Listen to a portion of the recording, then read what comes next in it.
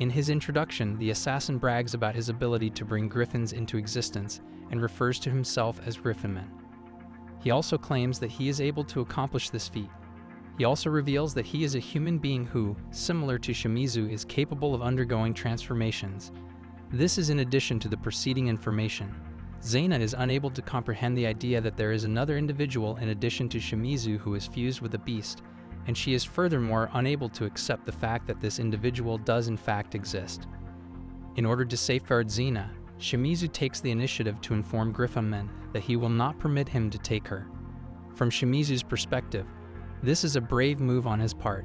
When Griffinman makes the announcement that Shimizu is the person he intends to attack, there is a complete and utter surprise on his face. He then proceeds to attack Shimizu. Shimizu warns Griffinman that Zena will not be protected by anyone else if he is not present, despite the fact that Shimizu is aware that they have shifted their attention to him. Griffinman is aware that they have shifted their attention to him.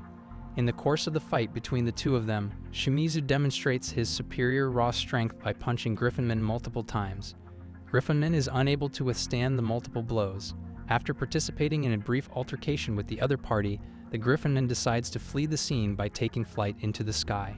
There is an attempt made by Shimizu to launch a diving attack, however Griffinman is able to quickly avoid doing so, which results in the attack being unsuccessful. As a result of Shimizu's uncertainty regarding the person or people responsible for the subsequent assault, he is contemplating submitting a request for assistance to the Kausa brothers. The bullet attack that Shimizu is attempting to launch is successfully repelled by Griffinman, who then makes fun of Shimizu for his lack of experience in weapons combat.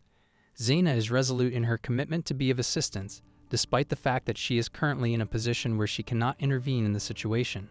She yells out words of encouragement to Shimizu, assuring him that if he is successful, he will be rewarded with something that is comparable to what he was given in the cavern. Polina's words of encouragement could be heard by Shimizu. In order to achieve victory over Griffinman and take possession of his victory, Shimizu is able to harness the spiritual power of his kraken to travel through the air. When it comes to this victory, the words of Polina are the driving force behind it. When Griffinman realizes that Shimizu's plan to force him into the sea was too obvious, he makes the decision to retreat for the time being. This decision comes during the process of Griffinman's realization. He assures me that the next time we meet, he will make every effort to prepare Shimizu skewers with shredded squid. Shimizu has the audacity to respond by saying that he will instead modify Griffinman rather than transforming him into bird skewers by transforming him into bird skewers.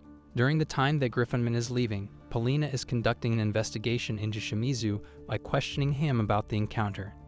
Shimizu is sitting on the ground, pondering the comments that Griffinman made about his lack of experience in combat. He is exhausted, and he is thinking about the comments. After giving it some thought, he comes to the conclusion that in order for him to be able to protect Zena in any way, he must first go through the process of personal development. After the unexpected assault by Griffinman, Shimizu informed Isis about the incident while simultaneously giving her a shoulder massage that was both calming and relaxing. This occurred in the immediate aftermath of the incident. Even though he emphasizes the significance of the matter for Siba still, Isis is not impressed by his point of view. She does not find it convincing. In addition to bringing to his attention the fact that he possesses Kraken's power and that she has also given him the Kausa brothers, she expresses the hope that he will be able to deal with it using his own capacity for strength.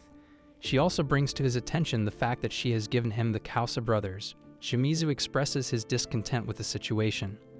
While Isis, in her capacity as the proprietor of Siba still, has stated that she will devise a strategy for assault, she has also insisted that Shimizu must eliminate the attackers without fail the next time they attempt to attack. In spite of the fact that Siba Still's operations are placed in a potentially dangerous situation, Shimizu admires her ability to maintain her composure in the face of challenging circumstances. Even though he is aware of a fleeting sensation, he chooses to disregard it and instead makes a solemn promise to defeat Griffinman and protect Zena.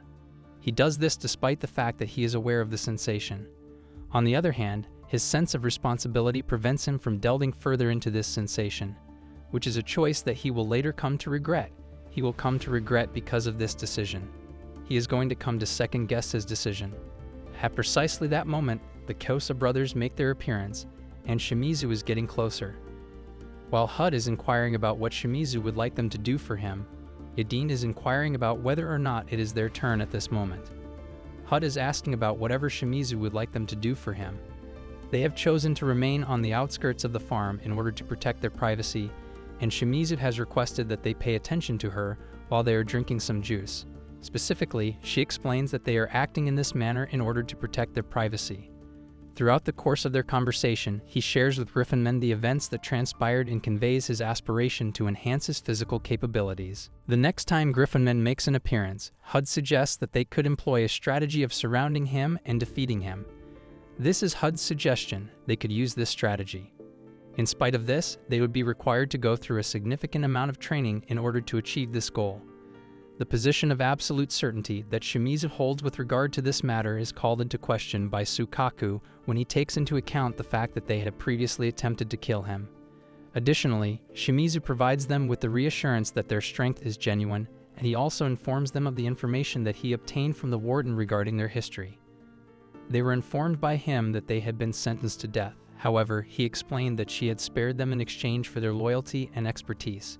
He conveyed the news to them. It was the one and only condition that Sukaku imposed on their partnership, and that was for his brothers to be present at the event. Despite the fact that he had initially been opposed to the concept, the warden eventually gave his approval after giving it some thought and giving it some consideration. It was Shimizu's belief that if they were on the same side, they would be able to resolve their disagreements and come to a consensus. This belief was based on the fact that they have a strong sense of duty.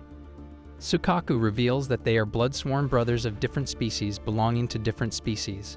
This information is revealed by one of the characters. The revelation that is being discussed here takes place in a world that is rife with deceit. In addition to the fact that they swore to trust one another, they also agreed to work together with Shimizu in order to ensure that all three of their lives were prolonged. This was one of the few things that they swore to. As a response to Yadin's insistence that Shimizu should not treat them as expendables, Shimizu reiterates that he had no intention of treating them in such a manner in the first place. Yadin continued to insist that Shimizu should not treat them as expendables. After Hud, on the other hand, makes the observation that Shimizu's previous world must have been a moral and ethical one. It causes him to wonder how he could be so ruthless in his killing in the first place. Hud's observation causes him to wonder how he could have been so ruthless. As a result of the revelation, Shimizu, who is taken aback by it, reveals that the only time he would find the solution was when there was no other option available to him. Hud, on the other hand, cautions that hesitating during the course of combat could prove to be highly detrimental to victory. Yadin emphasizes that Shimizu's enemies will attempt to kill him from the very beginning, and that he must adopt the ethical standards that are prevalent in this new world. She also emphasizes that Shimizu must adjust to the new world. It is necessary for Shimizu to attend to this matter. What exactly does that entail? And Shimizu, who seems to be perplexed, inquires. Sukaku suggests to Shimizu that he should engage in the pursuit of beasts in order to become accustomed to engaging in battles that could result in death. Shimizu does this in order to prepare himself for the possibility of death. Additionally, he suggests that Shimizu engage in polygamy, which is legal in the Sebek Kingdom, in order to become more wild and to strengthen his determination to protect Zena. This is something that he recommends to Shimizu. In accordance with the proposition put forth by Sukaku, Shimizu's training ought to get underway as quickly as possible. Following the transformation of Shimizu into a squid, he is informed that they would not mind making him the fourth brother if he is able to make it through their special training and succeed in doing so. This information is given to him after he has undergone the transformation. Shimizu, who was more concerned with maintaining his autonomy, is the one who determines the course of action. Later on that day, Zena gives Shimizu a shipment of medicinal herbs that she has brought with her. The shipment has been received by Shimizu. She assumed that he was putting himself through strenuous training in order to defeat Griffinman, and she is offering him a reward if he is successful in his challenge to Griffinman first. According to Polina, who explained that she is the one who made this assumption, this is the explanation. In light of the fact that his brothers had provided him with direction in the past, Shimizu arrives at the realization that he ought not to be reserved. As a result of the fact that Shimizu was much more composed when she first met him than he is now, Polina is perplexed by the sudden passion that he has shown for her. She makes an effort to calm him down when Shimizu kisses Polina, and she does so by kissing him. On the other hand, she eventually comes to the realization that she must take charge of the situation in order to prevent him from acting in any manner that he desires. During the time that she was getting ready for the fight, Shimizu inquired about the possibility of him assisting her in any way. However, Zena responded that it would be sufficient for him to simply cheer for her. Because Shimizu places her as his top priority, he assured her that he would give it his all and that he would do it with all of his strength. Based on what Zena said, it indicates that she is now unbeatable. Later on, Shimizu is considering the possibility that he still desires to do something for her, despite the fact that she has stated that. In addition, he can begin by familiarizing her with the power of those who are lower on the rank scale. As a result, he went to Keket's room and asked her to engage in a simulated fight with Zena. However, Keket responded by stating that she was not in the mood at the moment. She then held Shimizu between her legs and informed him that she was currently having a strong interest in manga. Despite Shimizu's warning that she should not underestimate him, Keket choked him with her legs, causing Shimizu to lose consciousness.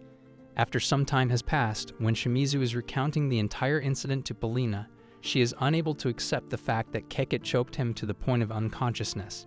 She was found guilty of the crime of mass murder, and the sentence that she was given was 999 years in prison, according to Shimizu's investigation into her past. It is simple to forget that she is bad news due to the way that she appears on the outside. But the truth is that she is unbelievable. Polina promises that she will reveal to him everything that she comprehends about her. In order to train them to become criminals, the criminal organization Mott was recruiting children from all over the world who possessed exceptional physical abilities and bringing them together. Keket was one of those children. She has no first-hand knowledge of the appearance of her biological parents. By the time she reached the age where she could become aware of the world around her, she had already established a reputation for being someone who possessed exceptional fighting ability. The organization accorded her special treatment. She was trained with special care and rampaged as a violence machine that was loyal to the organization. She was given special treatment within the organization. A little over a year ago, the organization was defeated, and Keket arrived at the Sea Beast with a heart that was still completely untainted by any corrupting influences. Fights in the arena are a lot more enjoyable than they were when she was a member of the organization. She has demonstrated that she is the most powerful participant in this particular playground. Shimizu inquired as to whether Panya, the past guard who had been in charge of Keket, had been present throughout this entire time. Polina responded that it was true, at least up until the time that he took over. According to Shimizu, one of the responsibilities of a prison guard is to provide direction to female inmates in order to make it possible for them to rehabilitate their lives. However, Shimizu believes that Panya never even considered thinking about this. Regardless, he is under the impression that he will attempt to use this information to have another conversation with her. Yadin came into her cell while she was lost in her thoughts and asked if she would like to play with him today. Keket responded that she is not in the mood right now. Shimizu took a look at the manga that she is currently reading, and to his surprise, it is exactly the same as another manga that he is familiar with. The artwork may be of lower quality than the original, but the story remains the same. So Shimizu reveals to Keket that this manga is identical to a well-known manga from his world, and as a result, Keket is aware of what is going to happen next. She begs Shimizu to tell her what happens next, and Shimizu believes that he can get along with her by utilizing his knowledge of entertainment from his world. Keket begs Shimizu to tell her what happens next. The excitement is palpable, and Keket asserts that he is aware of a great deal of fascinating information. Keket tells him that if he continues to have a lot of other interesting things to talk about, she will listen to all of them if he assists her with Zena's training. After Shimizu gives his consent, the two of them head outside to the practice ground. Keket is shown to be carrying a massive chain made of metal, and a crab can be seen crawling around on the ground. She uses her chain to slam the crab to the ground. As a result of Shimizu's perplexity and inability to comprehend the situation, he inquires of Keket whether or not the crab in question was hazardous or whether or not she intended to consume it or something. Keket explains to him that it was just a small crab, and that she has no intention of eating it or anything else. She simply wanted to check to see if there were any other crustaceans in the area. Suddenly, she notices two more crabs and rushes to kill them, but Shimizu stops her and orders her, as a prison guard, to stop senseless killing. Keket is moved by hearing these words and says that even her roommate Gami and Panya never said anything about it. But Shimizu tells her that doing things this way is cooler and it will make her popular. She asks Shimizu if matches and enemies are another story, right? Shimizu says that of course they are. In the near future, Zena will arrive and inquire as to whether or not they are going to assist Keket with her training. Kikit is resolute in her determination to change her mind. Kikit promises that she will demonstrate to her a fight of the highest caliber, and because she is feeling particularly generous, she will also teach her a little bit about what she should be wary of. After Zena has stated that it will be of great assistance, they begin to engage in combat. While Shimizu is observing them from a distance, he is thinking that the next thing he ought to do is investigate Zena's opponent for the match. He ought to find out what kind of fighter she is. In the meantime, someone is informing Isel that a fight between her and Zena has been planned and is proceeding according to the plan. This is taking place in the visiting room of the CP tile. Following that, he hands her a bag of coins and instructs her to make it a point to eliminate Zena during the match without fail.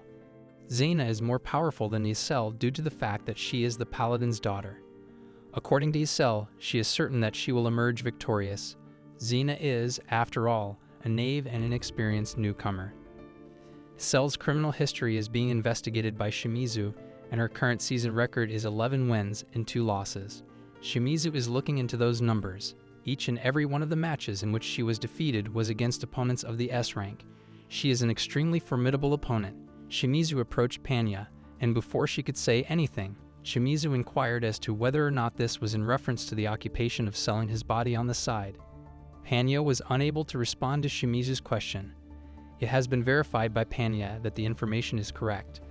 According to Shimizu, in order to gather intelligence on Isel, he will need to have access to financial resources. Therefore, it is imperative that he discover a way to generate some income. Panya takes him into an empathy room, where he is introduced to Urfa, who is a B ranker and stands at an incredible height. Urfa is a participant in the empathy room. The 27th goal is where Urfa comes from. Shimizu is informed by her that she is a typical human being, but that she is frequently questioned about whether or not she is a member of the Oni tribe. Shimizu inquires as to whether or not she came from the Oni tribe. She has been ridiculed as a half-witch due to the fact that she is too tall for a human and too weak for an Oni. Her stature is excessively tall for a human being. Litang, who is currently incarcerated in the same cell as she is the one who informed her about him. She stated she has heard about him. On the other hand, she gives him the information that she is not here to hire him for his body, but rather to inform him that one of the prisoners that he is in charge of is going to fight Isel next, and it seems that everyone is looking forward to that fight. Furthermore, she will disseminate information concerning Isel because she has a strong desire for him to send that filthy crowd flying. It is unclear to Shimizu what is going on, and he asks for an explanation for his confusion.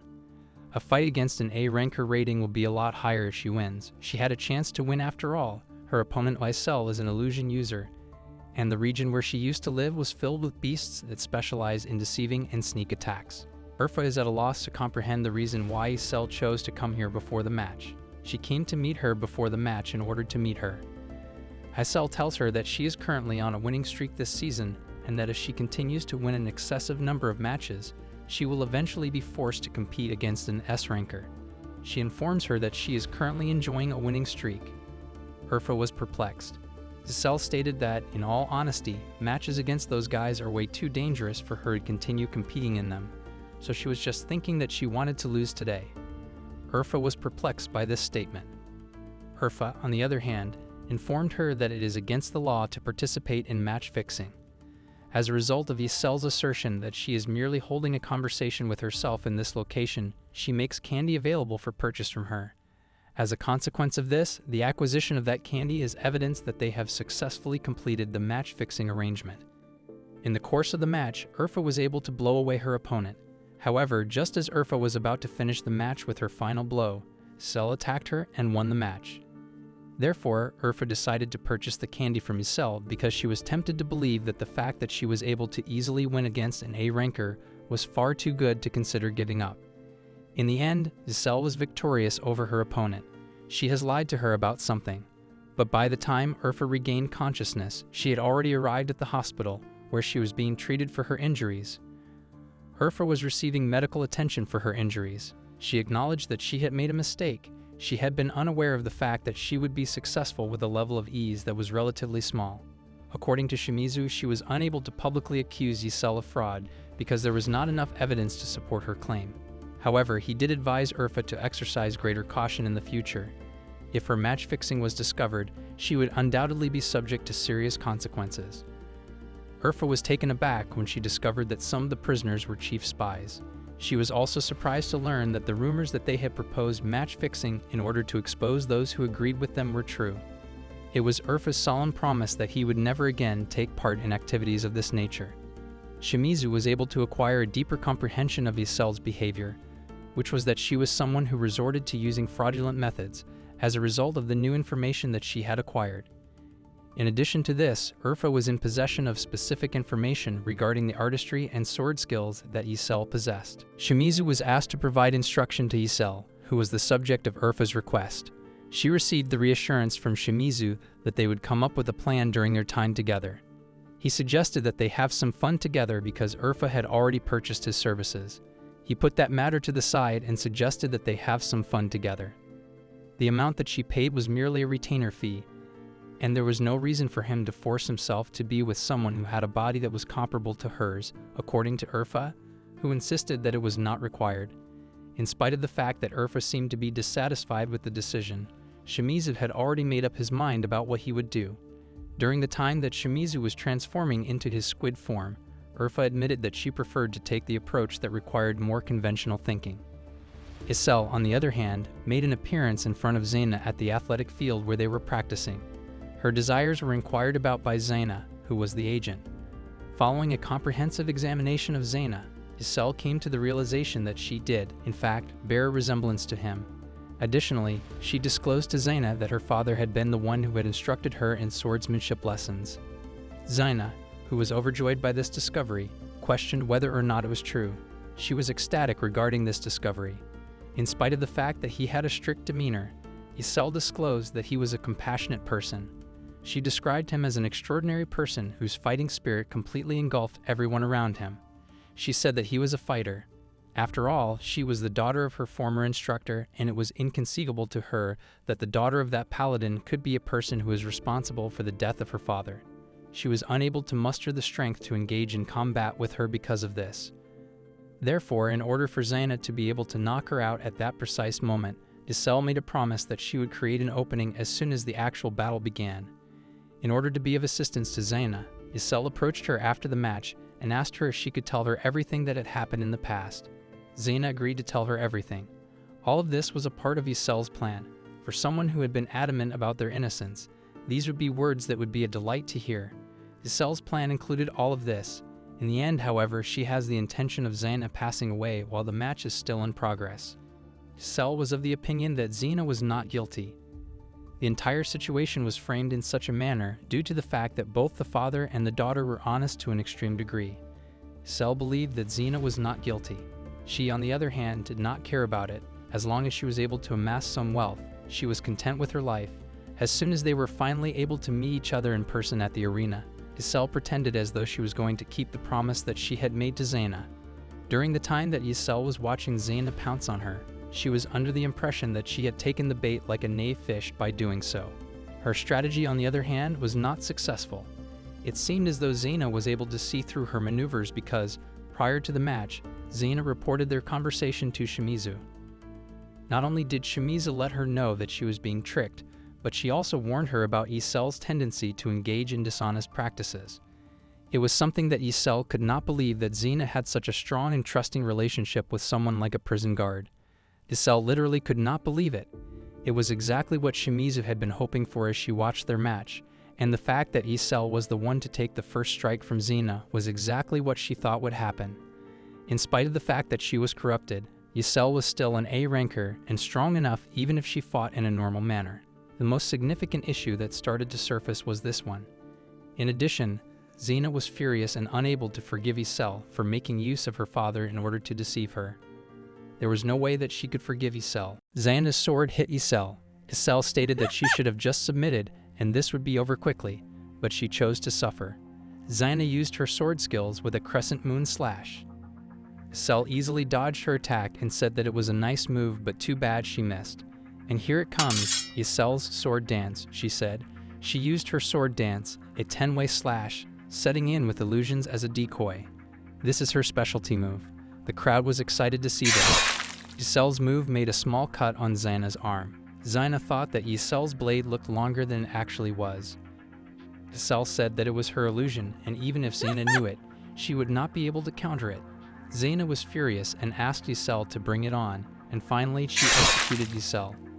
It was too easy, but it was an illusion after all, and Isel was still on the battleground. Shimizu was watching the match and thought the information from Urfa was coming in handy. She had advised him that when your attack hits Isel, don't be fooled by illusions. Every day, Isel tells herself that she will not go easy this time. She illusioned herself as Zena's father. Zena knew that this was a trick and said that she would kill Isel and ran to attack, but when she came face to face with her father, she did not attack and got hit by Isel. Isel said that Zena already knew it was an illusion, but her memory made her hesitate. Things like that are going to get her killed in a real fight. However, it was truly deceptive, but this was a victory for Isel. The crowd was happily cheering for Isel, but Zena said that this was not over yet. She would not let her win, but she was pleased because she liked to devour people like her and turn them into ragged clothes. Zena was completely surrounded by Isel's clones. She was switching from one illusion to another. Shimizu was afraid that the same move would not work on her. Isel thought that at her full power, she could manifest killing intent with her clones, and right now Zena must be thinking that she could cut all the clones. Everyone knew that Zena had an omnidirectional attack skill, but with that injury on her arm, she could not take out all of her clones at once. Shimizu was trying to encourage Zena, saying that she could do it because her sword skills were the best. Shimizu was there to support her. She could feel infinite power bursting over her. However, Isel thought that if they were together, it made her sick, and said that there was no way they could become the strongest just like that. But Zena said that she could and used her ultimate sword skills, the Indigo Full Moon Slash, to attack Isel. Isel could not believe how she did that. Zena thanked Shimizu. Shimizu said that he already knew she could do it. If she could cut all of those clones, then they would not be a problem, and it was a spectacular display from Zena. People from the crowd who bet on Zena were saying that this was crazy and that they had hit the jackpot. The three S-rankers were watching this match. Durain said, "What a boring match." However, Soraya said, "That rookie is an S-ranker, all right." Muto said that Isel was fighting like a coward, relying too much on trick skills. It seems that Zena is still undefeated, and she is determined to treat her with the taste of defeat. How can a softie like her unleash a full power move with that kind of support? The audience was also disappointed in Isel as she lost to a newcomer and said that they were going to support Zena from now on. Isel was lying on the floor, saying that Zena had humiliated her and that she was going to snatch Shimizu from her. Isel recalled her memories from childhood. Sometimes when her father came home, he took money from her mother. She wanted her father to love her and her mother, but he never did. No matter how hard she tried, she got nothing, and yet her pitiful mother continued to give him the money he earned from adultery. Zena did not want to live like that. She promised herself to not be a loser like her mother. From then, she made money by deceiving rich and lonely old men for their money. Even after she was imprisoned, she continued to build a good standing in the Sea Bastille. In the Sea Bastille visitation room, a woman had come to visit Isel and said that it was a shame she lost to Zena. Isel asked the woman why they didn't just kill her outside of the arena. The woman said that they couldn't do it and she was terminating her services. Isel said that was rude and they had been working together for so long. She was disappointed that her golden goose got away. That was totally unfortunate. She met Kekit in the hallway and Kekit said that it was good to be alive after that terrible fight. She told Isel that her battle with Zena was the hot topic right now. Isel thought that her defeat was taking her back to the past when she was a loser. She loved to mock people when she won, but she hated it when it was the other way around. In the practice ground, Zena was practicing and Shimizu was watching her. Isel was secretly keeping an eye on her and thought that she was no longer her target, but she couldn't let this go. She was going to make her suffer by snatching Shimizu, and while she was at it, she would use this guy and then dump him. Shimizu noticed Isel sitting on a bench and asked if she was looking for him. Isel said that was true and asked if they could talk in his room for a moment. She said that she realized he didn't trust her, but she wasn't up to anything. Shimizu told her that if she was plotting something, as the prison guard, he would punish her. Isel said that he could do whatever he wanted.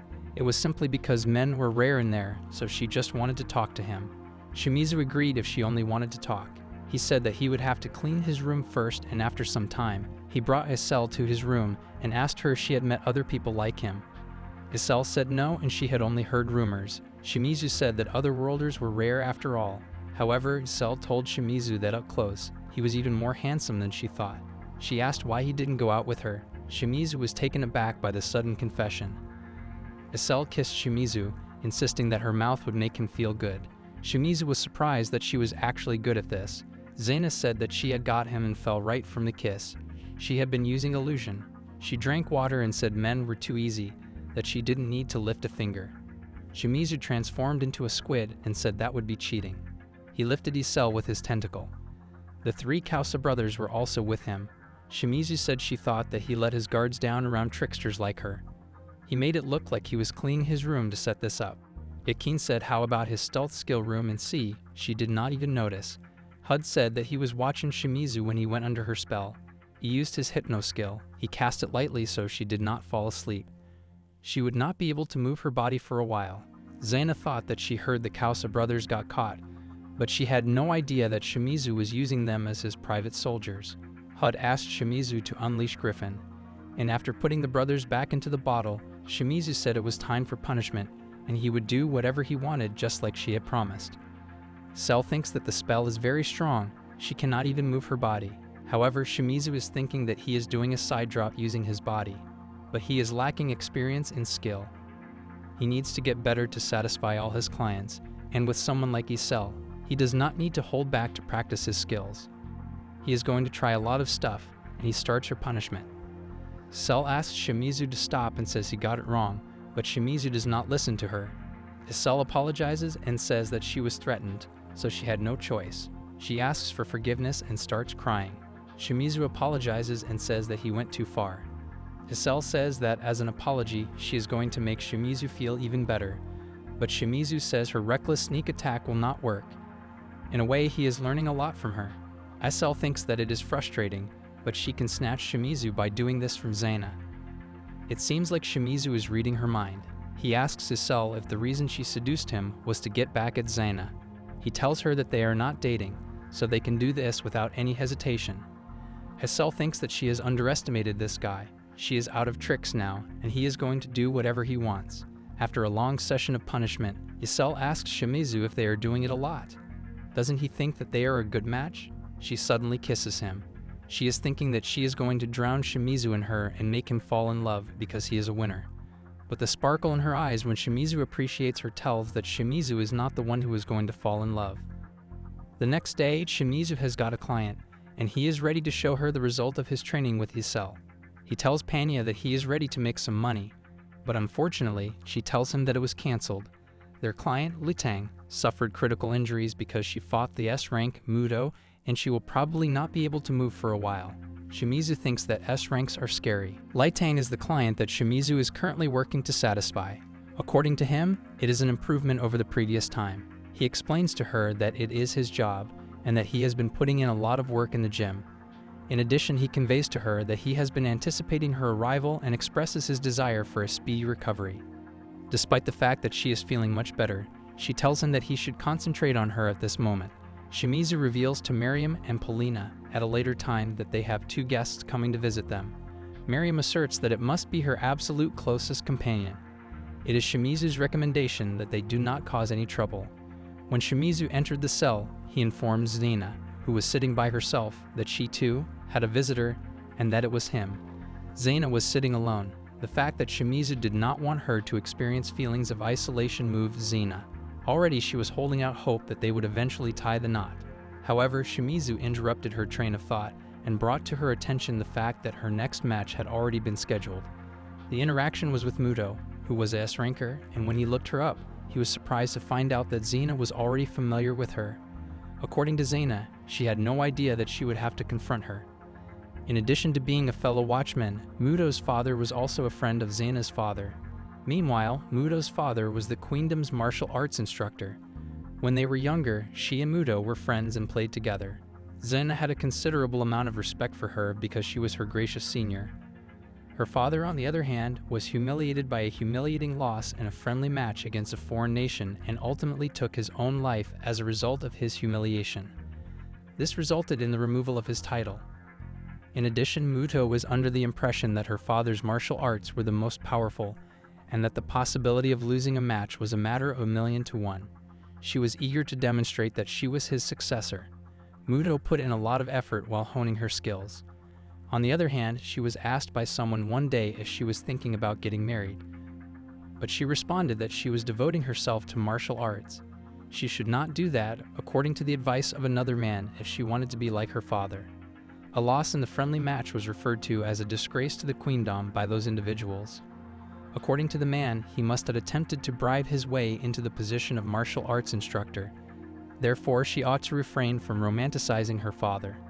Muto was unable to take the insult that her father had directed at her, so she used her sword to sever the man in half.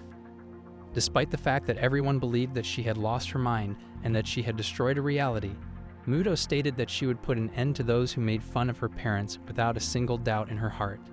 Consequently, she was taken to the sea bastille in this manner. Shimizu came to the realization that she had not suffered a defeat in any of her matches since she arrived at this location. It was her second consecutive year of winning the Queen's Cup. Zena revealed to him that she is a necromancer, which is a skill that provides the ability to create familiars. Her combination of martial arts and familiars is extremely powerful. It was revealed to Zena by Shimizu that the rate of her adversaries was extremely high. According to Zena, this is the result of always giving it your all, and in order to demonstrate that she was worthy of winning, she could not accept defeat. Because they were familiar with one another, Shimizu was concerned about Zena and inquired as to whether or not she could actually fight her. The statement that Zena made to Shimizu was that she is also the daughter of a sword saint. It is clear to her that the most effective way to show respect is to fight with all of her strength. Shimizu believed that he had anticipated this from Zena and thought that if she was able to defeat Isel, then she would also be able to do it again. After some time had passed, Muto was found in her room. Despite the fact that she was convinced that Zena was innocent, she told her butler that she could not afford to lose at this point.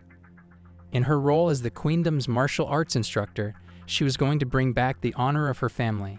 At long last, the contest between Zena and Muto was about to take place. They were both standing in the hallway when Shimizu approached Zena and informed her that the time was drawing near. Therefore, he ought to just watch the match, as Zena informed him that her body was in excellent shape. That was something that Shimizu acknowledged, and it was obvious that her dignified body was stunning. All of his attention was already focused on it. The third took a deep breath and blushed. Each of them was taken aback when they suddenly heard a voice, and they were both surprised to see Griffin. Griffin announced that it was time for them to compete again, and that he would be waiting for them outside on the farms of the area. As Shimizu expressed his annoyance, he stated that his timing was extremely poor. After removing the Kausa brothers from the room, he informed them that there was an urgent mission to complete. Again, the bird guy had made his appearance. As a substitute for himself, he gave the brothers the order to watch the match and watch over Zena. Due to the fact that the warden had given him the order to do so, he was going to successfully eliminate Griffin. As the match was about to begin, he advised Zena that she should leave immediately. Because this seemed like a trap, Hud inquired of Shimizu whether or not it was possible for him to postpone the match. First and foremost, Shimizu disclosed to him that the warden's primary concern was ensuring that this prison ran efficiently. The brothers were terrified of the warden, and they could not fathom what she would do to them in the event that they made a mistake regarding the situation. Shimizu then leaped out of the window after announcing that he was going to leave. On top of that, he assured them that they did not need to be concerned because he had been practicing. His mind was set on destroying any obstacles that stood in his way head-on. In light of the fact that Shimizu was going to be fine, Hud suggested that Zena concentrate on her match. In the event that they were present, she would be satisfactory as well. Yakin revealed to Zena that he possessed 5 acute senses and that he was sensitive to the desire for bloodlust. Muto and Zena were confronting each other in the battle arena, which was packed with spectators. Zena was facing Muto. In order to defeat Griffin, Shimizu had transformed into a squid and was present on the opposite side. In this particular instance, Shimizu was certain that they would emerge victorious.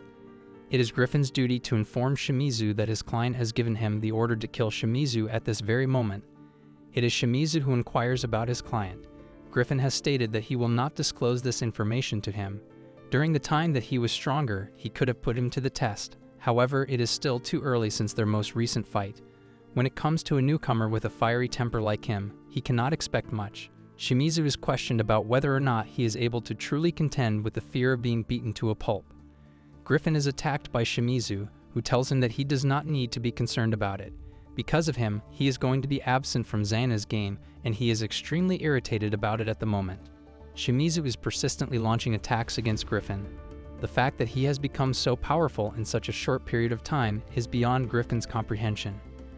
Without becoming overpowered, he is making effective use of the power that the Kraken possesses. His mastery of the fundamentals of combat is unmatched. Griffin is pondering whether or not he has discovered a suitable guide. In contrast, the audience in the battle arena is enthusiastic about the match and is cheering for Muto each and every time it takes place. The time has passed for far too long, according to Muto, and it is now time for them to speak with their swords as they should. As the match gets underway, Muto will be competing against Zena. Winged Viper, Muto's life magic, causes a free-swimming serpent with wings to materialize out of thin air with no prior warning. While Zena is attempting to counterattack, she sustains an injury to her little finger. Zena is constantly attempting to avoid Muto's attack, but she is not quick enough to do so. Muto is moving her sword with ease. It is Muto's belief that Zena will call forth additional pawns in the event that she decides to retreat. As a result, she makes use of her life magic to call forth 2 Sabnaks.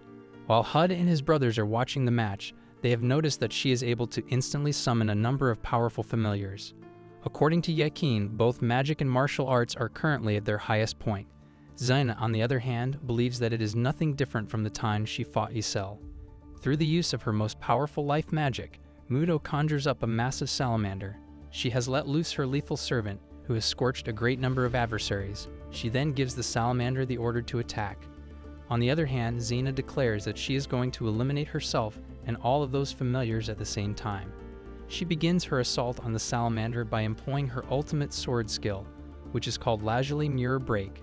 Suddenly, there is a loud explosion. As a result of her move, the dragon has been repelled, which has everyone surprised. Just as suddenly, a person materializes out of the mist. Basti, he is Muto's most powerful servant there is. The crowd is ecstatic about. The fact that he was able to stop Zena's attack is something that Muto is grateful for, but he also acknowledges that the power of that blast was produced by other people. According to Muto, she will have a direct encounter with Zena before them. At this point, Zena is unable to comprehend whether or not she ought to be more wary of her rather than the familiars. As Zena attacks Muto, the two of them clash their swords. Muto is also receiving assistance from Basti. Despite the fact that Zena finds their synergy to be terrifying, she is determined to prevail. Despite the fact that Shimizu is not present at the moment, she believes that if he cheers for her, she will be 100 times stronger. While she is searching for Shimizu, Muto recognizes this as an opportunity and launches an assault on Zena with her sword, causing it to pierce through her chest. Muto claims that she was wide open for a brief moment there, and she is not the type of person to ignore something like that. As of now, the match is over. To Zena, Muto rides his way. Nevertheless, the brothers are still keeping a watchful eye from behind the wall, and they believe that she is impossibly similar to what a S rank should be. The battle between Griffin and Shimizu is still ongoing. Griffin claims that as he gets closer to him, he is beginning to realize that he is able to hit him back because he is slowing down. It is too slow for him to attack Shimizu, but he does. According to Griffin, he became severely injured as a result of the initial assault. However, Shimizu is considering defeating Griffin in a hurry so that he can return to Zena's side and cheer for her. It is Shimizu's tentacles that are responsible for grabbing Griffin and bringing him to the ground. A sudden influx of additional prison guards arrives as they become aware of an intruder. In addition to admitting that he was incorrect about Shimizu, Griffin states that people are coming. Please accept his apologies for this conflict. It is not possible for him to simply leave like that, according to Shimizu. However, Griffin acknowledges that he is the one who failed this time. According to Shimizu, he will not allow him to take off. Griffin assures him that they will continue to settle this match in a location that is free from disturbances so that they can give it their all. Then Griffin takes off from the Sea Bastille in a helicopter. Shimizu is relieved that he was able to prevail over him this time, but he is disappointed that he was able to escape. In this moment, he recalls hearing screams emanating from the arena, and he believes that this must be a sign that Zena emerged victorious. Upon entering the infirmary, he is taken aback to see Zena there. It has been brought to his attention by the medical staff that she has sustained a blow to her vital spot. However, she possesses a robust and resilient heart, and she is still fighting, refusing to die. They explain to him that the last time someone had an injury similar to hers, It was a miracle that she survived. For a speedy recovery, Shimizu recalls that both of them drank his squid extract. This is something that comes to mind when he thinks about the resilient heart. The extract is a chemical that is found in squid and has a cardiotonic effect. When it comes from a kraken, the effect is significantly more powerful.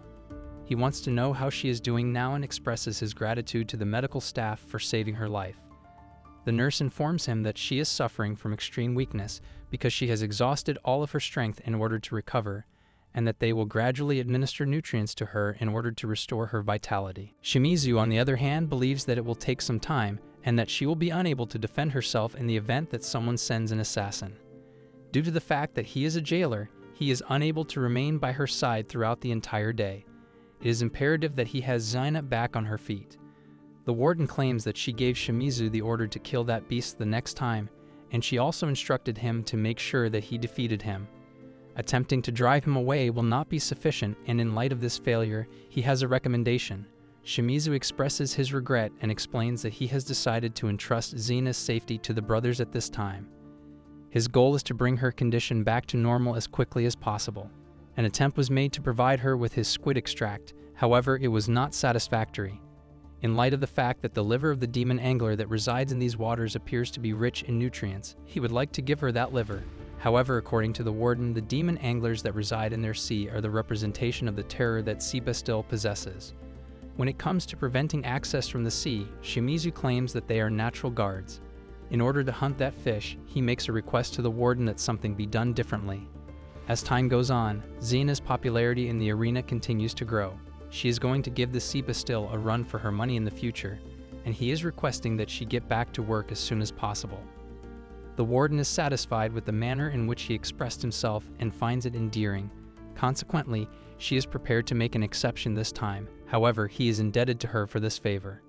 Meanwhile, Isel is under the impression that Zena has sustained a severe injury and that this is her opportunity. Shimizu's uneasy heart is going to be manipulated by her, and she is going to make him her slave. She enters Shimizu's room and expresses her deepest condolences to him after learning about Zena. She then inquires as to whether or not he would like her to offer him some solace. In the event that she is interested in assisting, Shimizu suggests that she should try playing with herself. Despite the fact that she finds this request to be ridiculous, Isel is not bothered by it because she wanted him to see how harsh she is. The sudden departure of Shimizu from the room occurs while Isel is in the process of fulfilling his request. She expresses her embarrassment to Shimizu and inquires as to the reason for his disregard for her. Isel tells Shimizu that she wants to be helpful to him and that she is willing to do anything for him, contradicting Shimizu's assertion that he is in a hurry. Shimizu inquires as to whether or not she truly intends so. When he is trying to catch the demon angler fish, he takes her a little bit further away from the sea bastille and uses her as bait. After expressing his gratitude to her for her cooperation, he pulls her into his tentacle and then tosses her into the water. It won't be long before the angler fish makes its appearance. The fish is brought back to the sea bastille following Shimizu's successful capture of it. Both Basti and Muto are waiting for him to arrive. It has been reported by Muto that she has been waiting for him. As Shimizu inquires about her presence, she responds by informing him that he is permitted to enter the sea bastille, as this is a privilege that is reserved for S-class passengers.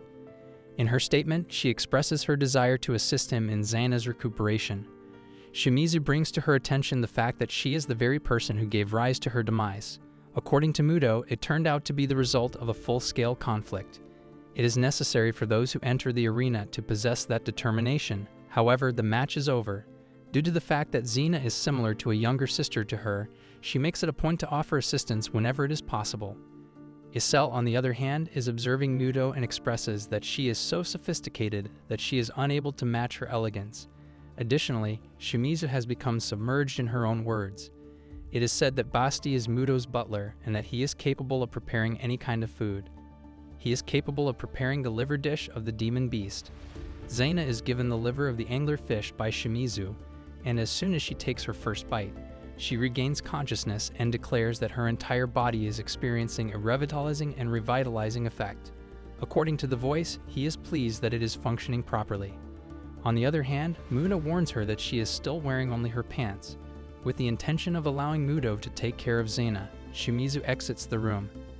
As a jailer, Shimizu is aware that he has restricted access, and in the event that there is an emergency such as this one, he will have fewer options available to him to protect Zena. As a result, he is in need of a promotion in order to acquire additional authority, and he is resolute in his intention to become the chief jailer.